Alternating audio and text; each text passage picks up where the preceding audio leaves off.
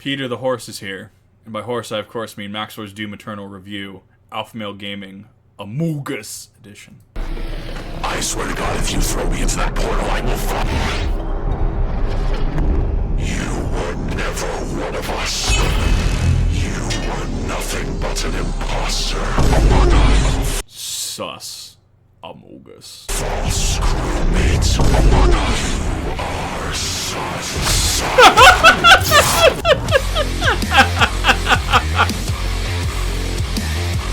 Oh, that's how you know it's gonna be a good one. We already have Max0r and Amogus. Doom Eternal is a game with so much testosterone dripping from its orifices that it caused me to create a son via mitosis. In this adventure, you play as John Doom, a man stricken with irrationally severe autism who does not consider or think through his actions and effects on other people. And in his quest to save mankind, kills God, and Satan God, who is also himself. If this in-depth and engaging hardcore male gameplay sounds appealing, then I've got the game for you. This game is of course the sequel to the critically acclaimed Doom 2016 with a few key differences. Alright then, buddy. I'm going to shit yourself. Which meaningfully extends and builds off of the gameplay and challenges that we love. Then extends them some more off of a fucking cliff until the product that emerges out the other side resembles crack concentrate. If you're watching this, I'm assuming you've probably played the game since I don't actually want to help people buy things. I'm here Never touched it. Honestly, the Bethesda launcher was what killed me wanting to get into this. to entertain people, and if you're clamoring for entertainment and haven't purchased this game yet, do yourself a favor. There's enough male hormones here to transition someone, and I can guarantee you results, my fellow Sigma males. So whether I immediately thought that was heavenly, seeing this, whatever it transition was. someone, and I can guarantee you results. I thought that was heavenly for a second, because he just keeps using it. My fellow Sigma males. So whether you're a psychopath like me or new to modern Doom games, come with me on this amazing journey through Twitch gameplay, beautiful environments, nonsensically fucked up lore, and remixed Mongolian throat singing. For money is temporary, but Doom is eternal. Ah! Got him.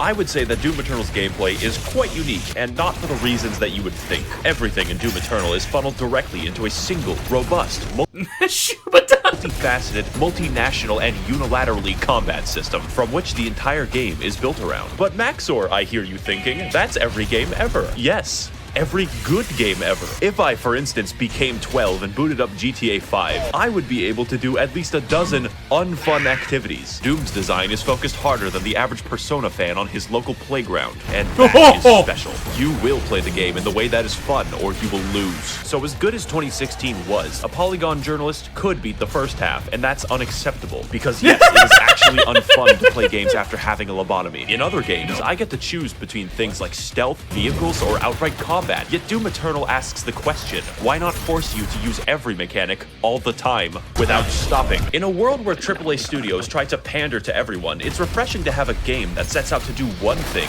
the best, and actually have developers who give a shit about linear design and gameplay. And the main component of that gameplay is the arsenal, because John Doom uses every weapon throughout the game. The first shotgun is used in the last level, and the last level is used by the first shotgun. When you It's always Fischl.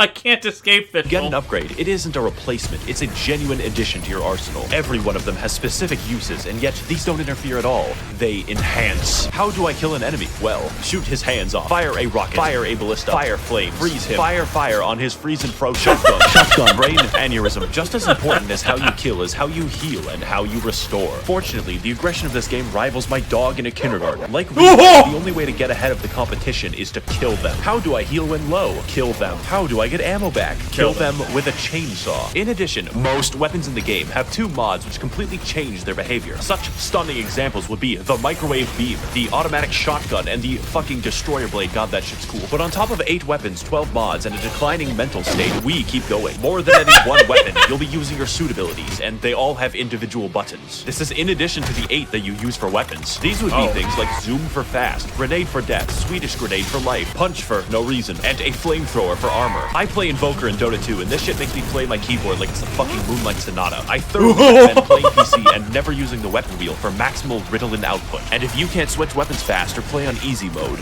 That's fine, man. We're all busy. How about I give you 2 more buttons? You thought I was done. There's 2 ways to kill a demon in Doom Eternal. The fun way or the funny way. And to maximize the funniness level, we have the Crucible, which is a direct, instantaneous kill on every enemy. Giant area boss, dead. Previous area boss, dead. The final boss, fuck 'em. Now I hear you thinking, Josh, that sounds pretty strong. Oh boy, buckle your ass. Because the second super weapon on my extensive list of 2 things is the BFG, which canonically stands for Big Fucking Gun. Also Yeah, it does. I have not played really any Doom, and I still know the meme. Its reputation precedes itself. It fires a hole directly into the core of Mars. You can't just shoot a hole into the surface of Mars.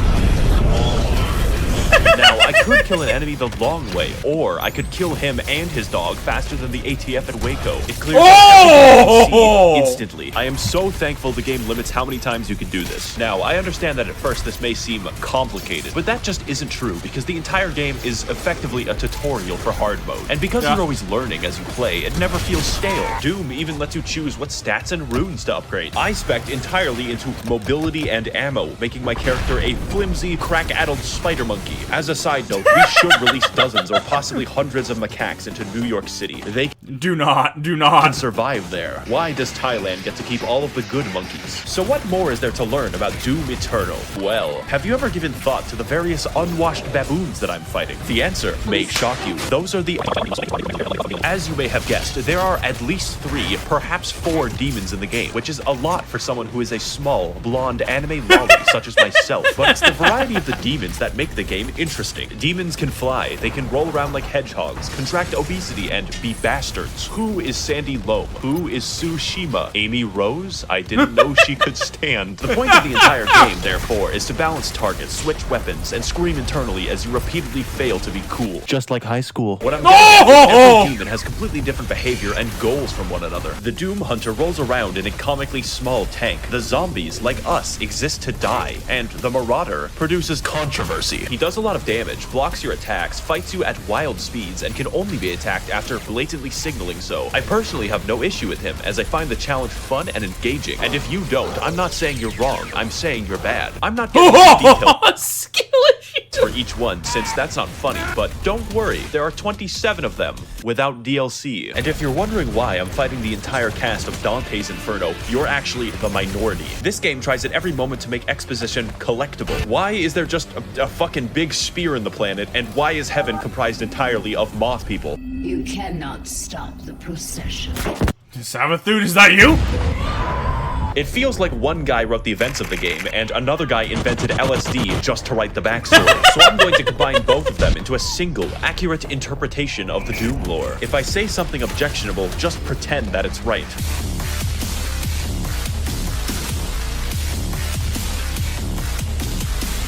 One Brazilian years ago, there was a guy named The Dad, who is effectively God, and he made moths in lamp heaven called the Makers. Every 10,000 years, all moths combine their collective consciousness into one gigamoth called the Con Maker, who is the Moth Pope. So the moths rule over the galaxy, sort of, until Earth happens, and then we start fucking everything up. The Moth Pope humans. finds John Doom after a spree of murders, and he explains to her that yes, hell exists. It's weird that humans knew about hell before God. Anyways, the Moth Pope, after finding out that hell is real, very reasonably decides to sacrifice a planet to it. See, it turns out that God literally pieced the fuck out like 10 million years ago and let the moths do whatever they wanted. So now the Con Maker cannot be replaced and cannot die, so she sort of goes insane from the constant immortality. Now the plan is to get some of that sweet hell energy by repeatedly sacrificing entire planets to the Dark Lord in exchange for it. Meanwhile, a sentient robot named Samuel Hayden is very busy on Mars. Earth has this problem called climate change, and we need to find a new energy source. So instead of something hard and difficult like solar power, Samuel Hayden is like, what if we extract this cool blue energy from hell? Also, it's on Mars.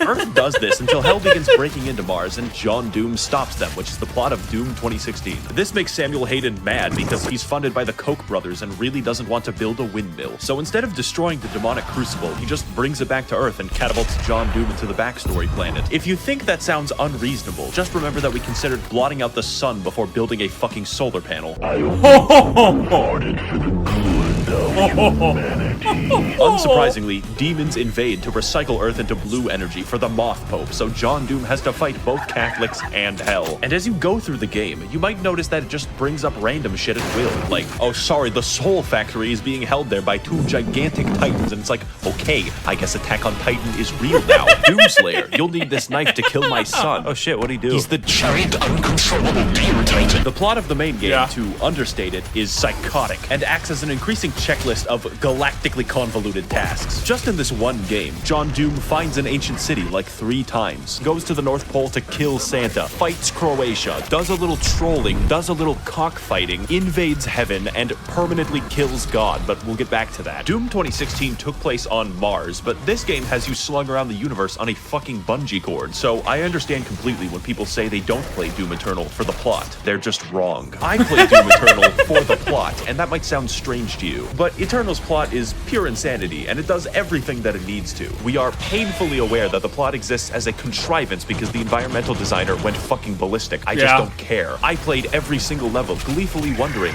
oh boy, what stupid shit is next? I cannot fucking wait. Honestly, the level designer needs a fucking raise. They need a promotion. This is the sheer variety here is insane. So, play the game for the plot. It is integral to the experience of Doom Eternal. Oh, but Max0r, there's a plot hole. How did the Doomslayer get the first? Everything I've said so far, except some of it, applies in full partially to the base game. But there's $40 redos of DLC where the gameplay is faster, the challenge harder, and the plot, somehow, even fucking worse in all the right departments. 2016 was a walk. Eternal is Usain Bolt, and the Ancient Gods is fucking Venezuelan inflation. You thought it was over when John Doom beat the demons and destroyed all of heaven, but you were wrong. That's just the beginning. And with both parts of the DLC now fully out, my recommendation cannot be understated. Let's get into why, and more importantly, what.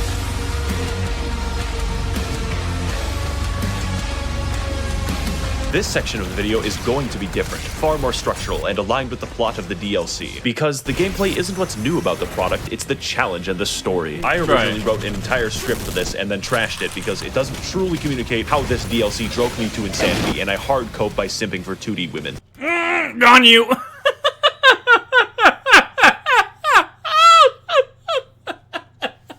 Based Gone. I love Gone. I will tell you if there's a very big gameplay change, but the point of the DLC is more of what's amazing. If you like Doom Eternal, you will like the DLC. Period. Okay, so Samuel Hayden, you might know him for his various appearances on political YouTube debates advocating for carbon positivity. It turns out that he's not a robot, he's a fucking angel. Also, John Doom's Alexa is God. That's not a joke or exaggeration. His name is Vega, and he is the physical remnant of God's consciousness in AI form. So Samuel, now a fucking divine being, wants you to revive him since both God and Satan are trapped in volleyballs. At this point, the video can't count as spoilers because it makes no fucking sense. The first DLC is essentially trolling because you kill God. Why? Well, obviously to revive Satan, exclusively so you can fight him. What could go wrong? Of particular note here on the gameplay side is the final boss, who is Samuel Hayden, because holy shit, this fight is hard. Also, the premise is ridiculous, and my enjoyment of the game is hurt by neither. Every aspect of this is speedy, fun, and everything else I've already said about the game in general. And when you finally beat Samuel and revive the Dark Lord, it turns out he's you. Yeah, the only thing in the world that could possibly kill John Doom, himself. Yeah. No blood can be sweeter than this holy blood. So now the not you decides to go to hell where we all belong, and the second DLC is just chasing him. This is, of course, where the testosterone moves into critical levels. How does one get to I love that the illusion here is that hell is in fact Genshin. the capital city of hell? Well, that's a great question. First of all, go to the planet of Argent. I can't escape Ohio, damn it! Light the bat signal. Learn how to train your dragon, okay? Go into the giant spear that pierces the entire planet for some reason. Get the key to the Gate of Divoom. Now go back to Earth, traverse The Last of Us 2, and find the Gate of Divoom. But before I get to the final showdown with Crash Bandicoot Twin Sanity, there's some cool gameplay I want to talk about. You have a fucking hammer in this DLC, primarily used to defy the laws of gravity, but secondarily gives you everything in the game. Health? No problem. Ammo? Absolutely. My deepest, darkest urges? What a Giri giri waru kanai watame. Yes. As I used this, I became more obsessed with hammers than Bob the fucking Builder. And there's plenty of demons to use it on, since the DLC adds a shitload of reskins. For instance, the Spirit is a congealed amphetamine mass that makes every infested target 3 times faster. Microsoft Pinball, who is fun to fight, I promise. And the Bloodmakers. They are my original OC. Do not steal it. So now that we've reached Cleveland, it's time for the DLC to gain style. This is the culmination of all of our work. The final battle against Satan himself. And holy shit, you can feel it. When the Sentinel army shows up and everyone's ready to kick ass, you just can't help but feel like your dick is being tickled. Cleveland lives up to the hype too, for once, because it's a non-stop battle of epic proportions right up until the final boss. This looks really good, actually. Like, this looks like this was done really well. This is a universe which implicitly acknowledges your godlike power by making the only credible threat to you your identical twin with red eyes in a Gundam. That is called fucking gameplay. And it's a beautiful send-off right up until the man himself, who awkwardly waddles around the arena like a penguin, but that's fine, the fight is still cool. Wow, you know, it's so sad that Steve Jobs died of ligma. Who the hell is Steve Oh. Jobs? Ligma balls. Got him!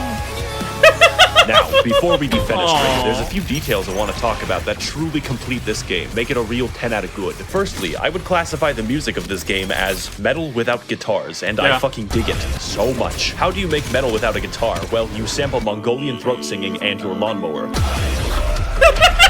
It just sounds so good. Normally, music isn't very important, but it's so good that it becomes important. And the role it plays in setting your mood is vital. Also, the main composer, Mick Gordon, like me, watches virtual YouTubers every waking second of his day. Great minds think alike. In fact, most of the music in this video is just Doom Eternal soundtrack. Guess you'll have to rewatch it over and over again to really listen.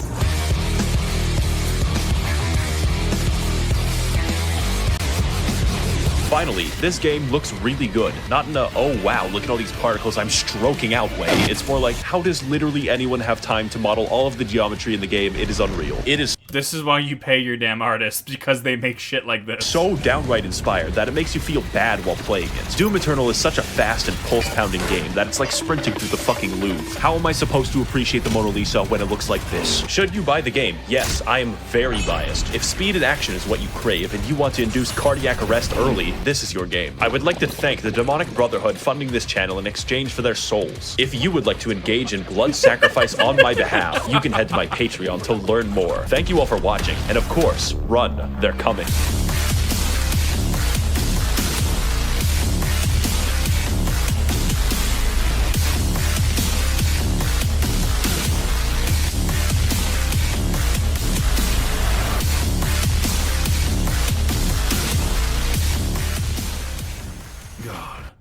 It is really hard to keep up, but you know what? Honestly, I would have it no other way. Max0r, even this is because this is older Max0r, right?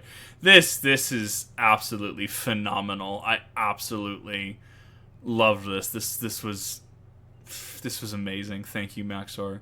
And I know your editing style has gotten a little different. I know your editing style has got segued a little bit from this. The sheer insanity, the sheer editing prowess, unmatched. Absolutely, thank you for another excellent video. Can't wait to see your new works. Keep being awesome out there, you absolute legend.